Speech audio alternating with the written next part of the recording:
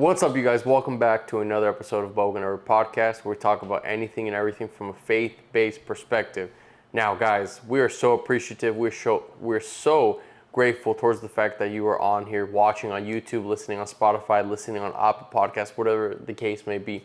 If you are listening on any of those platforms, we would appreciate it if you would subscribe. If you're on YouTube, if you're on Spotify, please give us a follow and a rating, as it would help out tremendously with the algorithm. And if you're on Apple Podcasts as well, we would heavily appreciate just the fact if you're able to, follow us and give us a rating as well. I'm excited for today's guest. It is the awesome, lovely, amazing wife of Craig Avera, Rose Avera. Rose Avera. This was an interview that I loved. It was one of my favorite business interviews. And it was one that was really just cool to talk to Rose, her side of the story, her perspective as a co-owner and co-founder of Cali Coffee. I'm super excited for this episode. I'm super excited for you guys to listen or to watch onto it. And if you enjoy it, give us a thumbs up. If you love it, give us a rating on Spotify.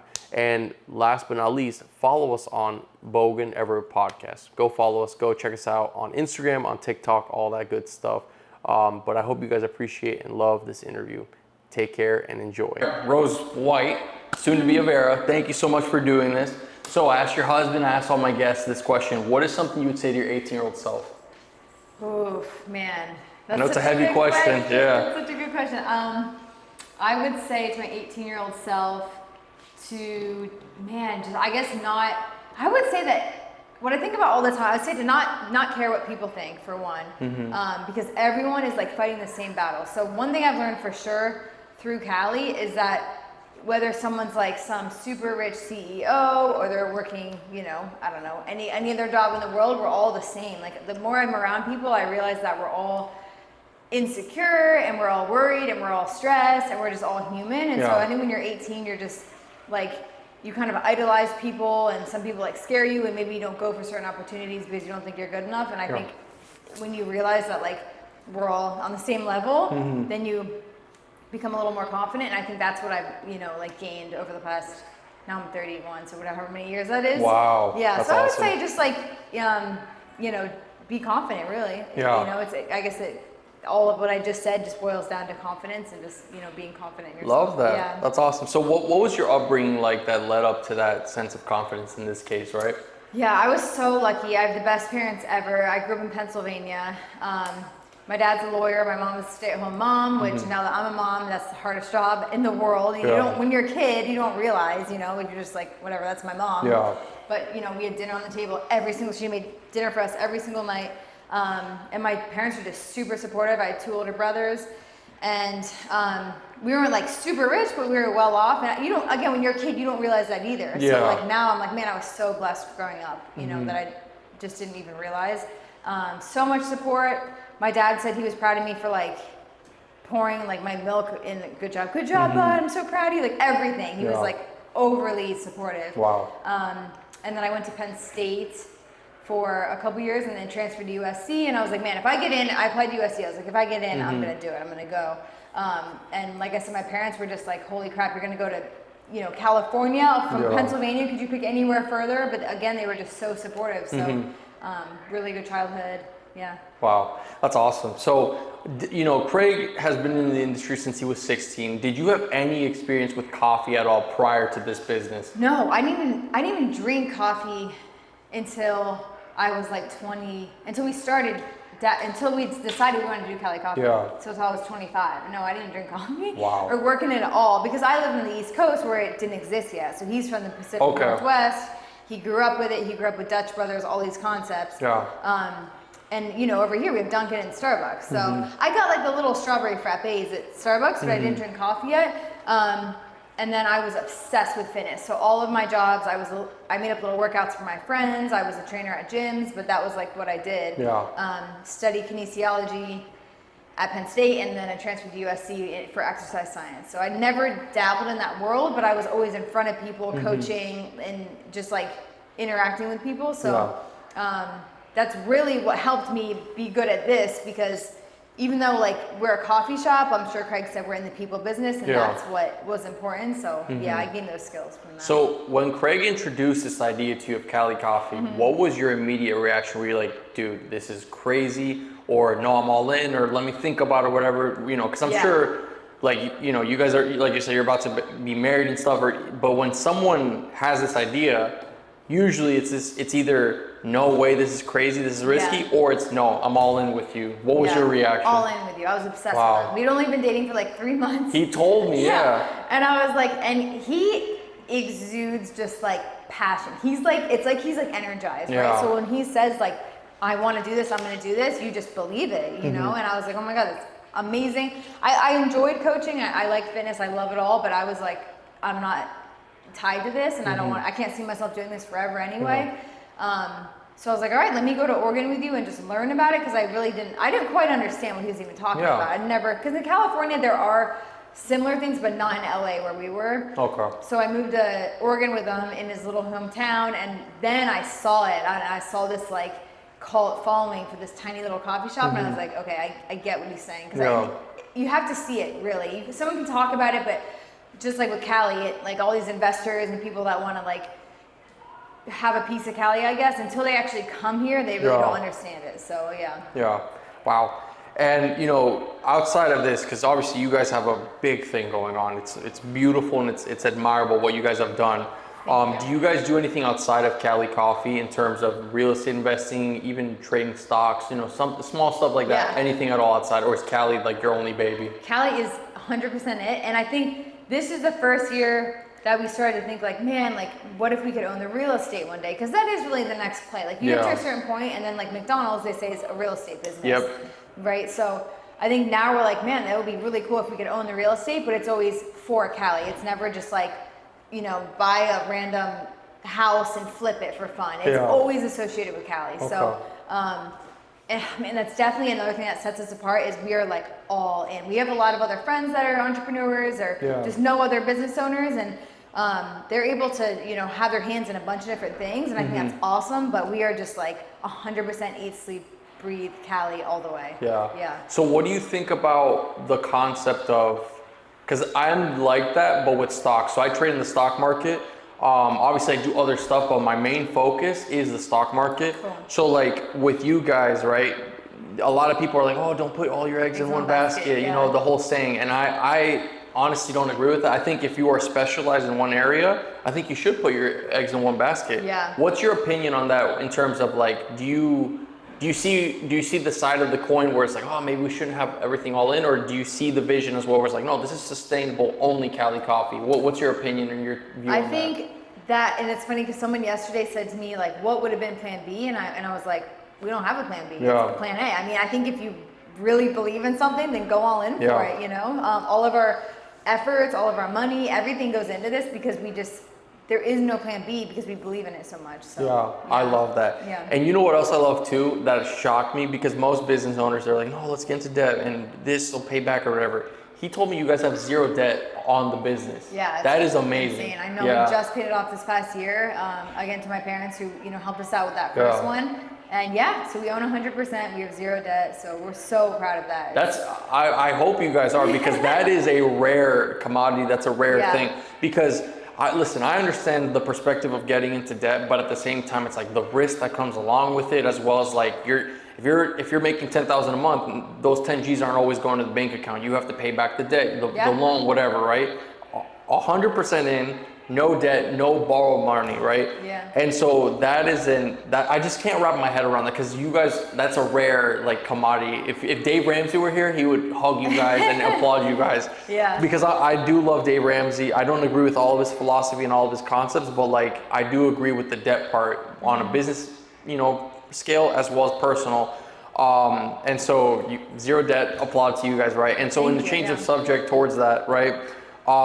You know, you went to school for kinesiology. Did I say it right? That was perfect. I don't know why that sounded wrong. He must know. No. So you went to school there, and so knowing what you know now, would you say you kind of wish you did things different to where you majored in business, or do you have no regrets, or like do you feel like, no, you know, maybe I could have X, Y, Z, or the what if question, right? What are your thoughts on that? I didn't use my degree, unfortunately, because my dad paid a lot of money for it, and but I wouldn't go back on it because then I wouldn't have moved to California and I wouldn't have met Craig. So there was a reason that I was supposed to do that. So, you know, thank you, Dad, and it was worth it for sure, because again, I met Craig and now here we are. But I 100% learned more the last 5 years than I did 4 years at of education. University. Yeah, oh my God, the amount I've learned just starting a business. And I mean, I'm sure Craig said like we did it all, man. We did like permit running, we did building walk-in coolers with our bare hands, like everything, social media, HR, I do all the payroll, I do all the insurance, I do all of that. And I had to learn it over the last 5 years. So yeah, I mean, man, I don't know if it's different now, but just the curriculum, I always say, like back in high school and college, I'm like, what do they even teach? I didn't learn anything. I don't remember anything. And all the stuff I had to teach myself, you know, over the last 5 years. So. I agree. It's sad too, because it's like there are a lot of business driven people, but unfortunately or fortunately, depending on how you see it, like society and I grew up in an immigrant household. My parents are from Minnesota, so there's this like ingrainment of like, hey, school first, school first, school first. And if you don't do school, you're going to fail and stuff. But it's ironic how, you know, some people, they go to school, but they don't live the happiest lives, right? Yeah. And you have people who don't go to school at all, but they figure it out by God's grace, right? As a believer, or just anyone in general, it's like, man, you see all these different, and it's like, you know, that's weird, you know? And one of the biggest things that I remember I heard from, do you know who Graham Stephan is by any chance?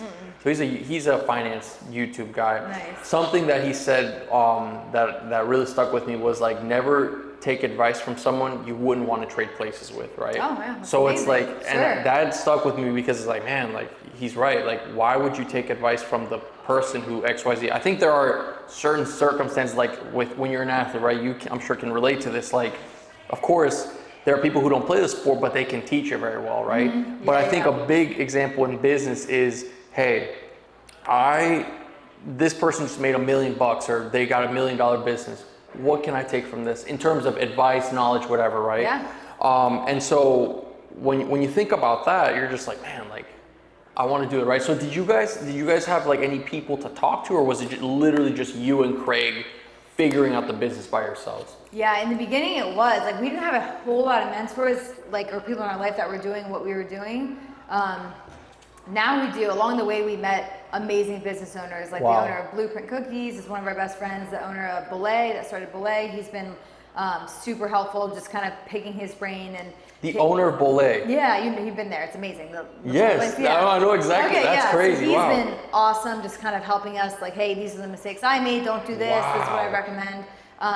There is just kind of like a tight-knit family of like entrepreneurs, especially in South Florida. So yeah, Salty Donut, like these companies that we love, we kind of try and meet the person behind it. Okay. So, but in the very beginning, it was totally us just trying to figure it out. That's crazy. Yeah. That's awesome. Dang. Well, I like Belay, but do you know Hugh Magoo's? Yeah. Well, they opened up just a couple. Yeah. Yeah. Down. Do you know the owners too? Oh no. Okay. I was just wondering. No, because that's so funny. That's actually pretty cool.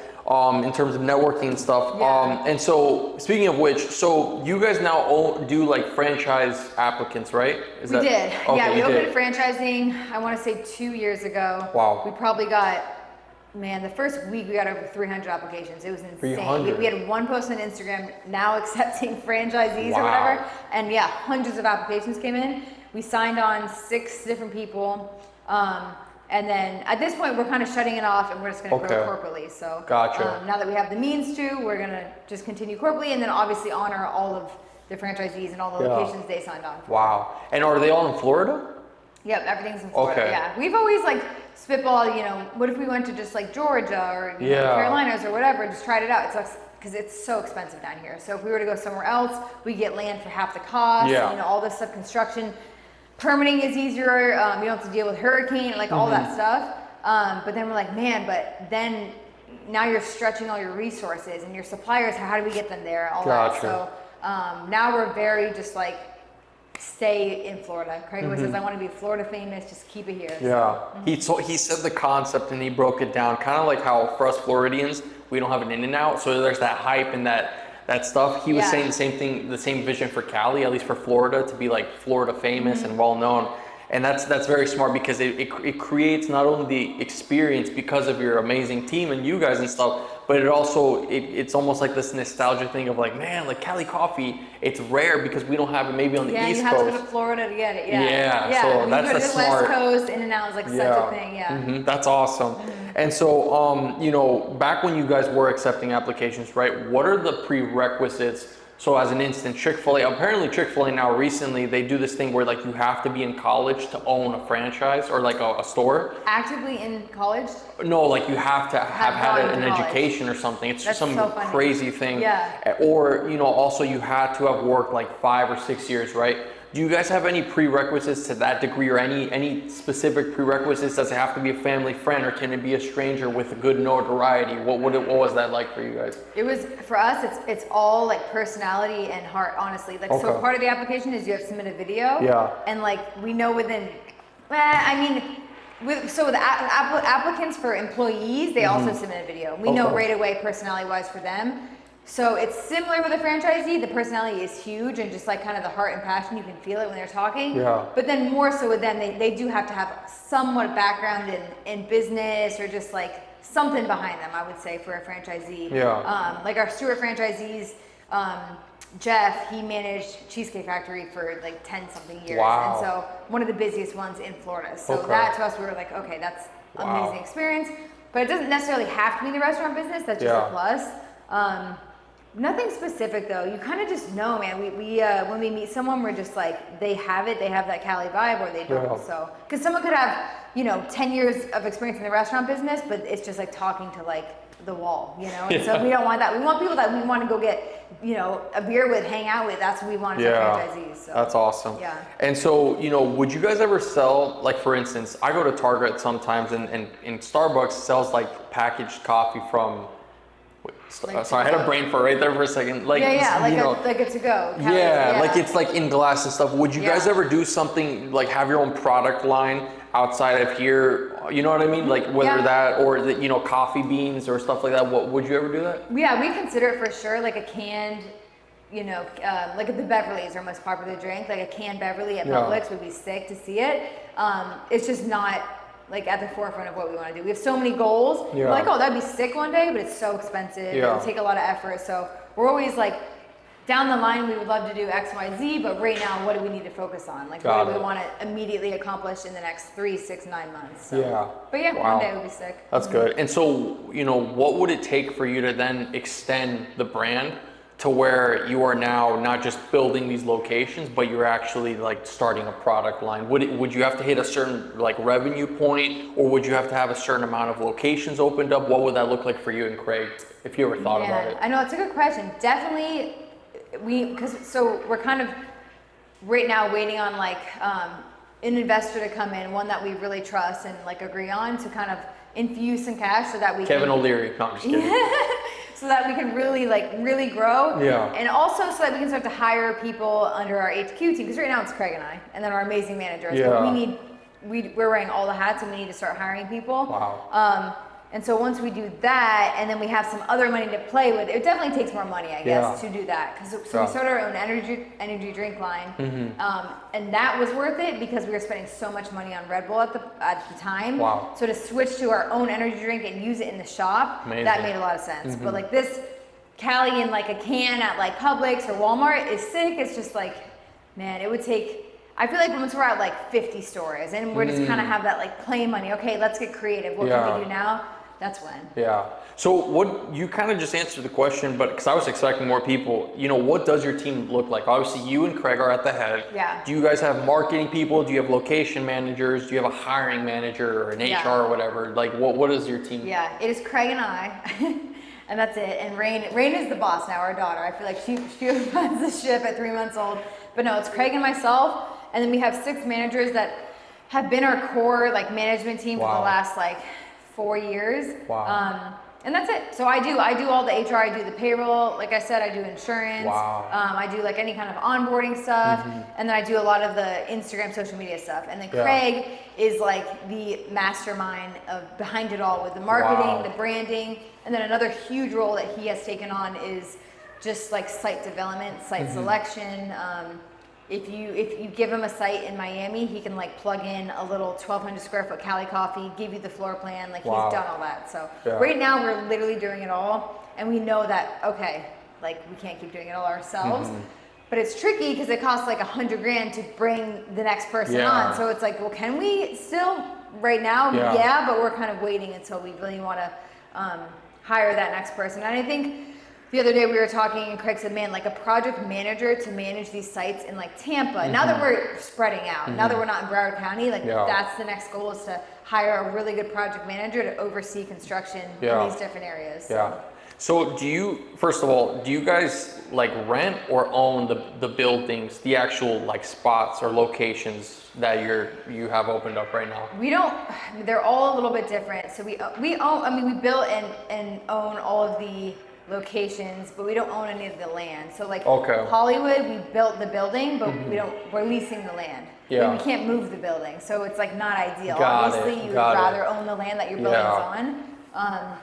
Yeah, but they're all different structures. Some of them are end caps, so we're just leasing out the end cap, Yeah. like this one here. But then Hollywood is a ground lease, and then like Pembroke Pines was a build to suit. So we had an angel investor come in, he Okay. bought the land, he paid for the building, all the construction, Wow. and he is our landlord, and we're the tenant, but because he paid for all that, our rent is very high. So Okay. just different structures. It's kind of a random question, but if you rent at a place with, obviously it being your business, are you allowed to write off the rent as a tax write-off? Do you know about that? Man, our account may be doing that. I don't know. It's a good question though. That's Okay. that would make sense. Yeah. Right? Yeah. I was just wondering because I would want to eventually move, like obviously the podcast into a studio, and I want to make my money right and smart. So I didn't know if you knew of that, but just wanted to pick your brain on that. Man, I feel like it would be a business Yeah. expense, right? I would think so, Yeah. but with the way sometimes the tax code is, it's hard to tell what is and what's not. I let our accountant handle it all, and I'm just Yeah. like, thank you. Thank you for doing that. Yeah. That's awesome. So I have to, this is the business part, and then I want to ask a little bit about, relationship and motherhood. Last question about the business. If someone came up to you guys and offered to buy the company for whatever substantial amount, and this is someone with credibility and all this stuff, Yeah. how much would you sell it for, and then what terms would you put on it if that were up on the table? Realistically, with valuation, with what you know, how much Craig is and there a price on it? We say this all, like people ask us this all the time. It's so hard. I feel like the last time we talked about it together, we said $100 million. You couldn't say no. Like that's so much money. Yeah. But I think we would have to stay on. I would never. It could be $100 billion, and we would still want to have some kind of voice, some kind of like presence in there. So we could never just walk away completely. Okay. Because even if someone gave me $1 billion, I'd wake up tomorrow morning and what would be my purpose? Like I need to have some kind of purpose, Yeah. And both of us do. We're crazy. We're super hyper and just like go, go, go. Yeah. We couldn't just like go move to Bali and lay on the beach and be happy. We Yeah. just wouldn't be happy. So Yeah.